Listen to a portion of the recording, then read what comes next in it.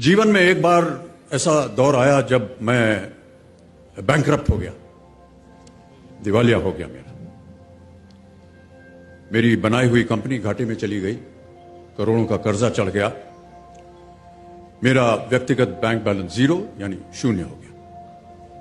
कमाई के सब जरिए बंद थे और सरकार की तरफ से घर पर कुर्की के छापे लग गए। ये बात धीरूभाई को पता चली।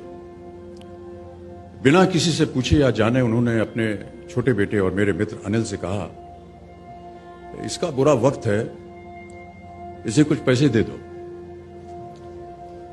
अनिल ने मुझे आकर ये बताया,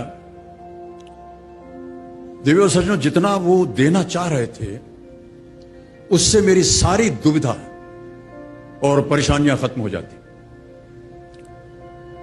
उनकी उदारता पर मैं भावुक हुआ, लेकिन मुझे लगा कि मैं उनकी उदारता को स्वीकार न कर पाऊंगा।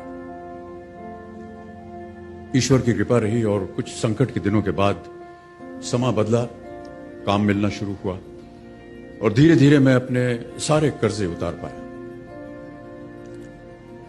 एक शाम धीरूभाई के निवास स्थान से इवेंट पर एक दावत के अवसर पर मुझे भी आमंत्रित किया गया।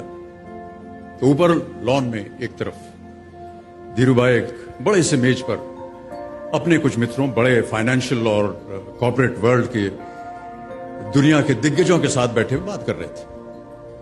मुझ पर नजर पड़ी तो मुझे बुलाया और कहा, यहां मेरे साथ बैठो। मुझे बड़ा अजीब लगा। मैंने क्षमा मांगी और कहा, मैं उधर अपने मित्रों के साथ बैठा हूं, वहीं ठीक हूं। उन्होंने जिद की और बैठा लिया मुझे। फिर अपनी उस दिग्गजों की महफिल में उन्होंने कहा,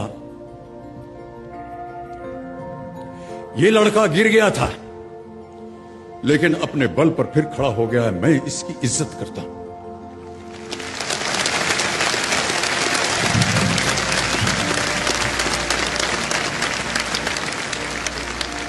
उनका ये व्यवहार और उनके वो शब्द मेरे लिए उस धनराशि से हजारों गुना ज्यादा मूल्यवान थे, जितना कि वो मुझे मेरी संकट से बाहर आने के लिए, देने के लिए तैयार थी।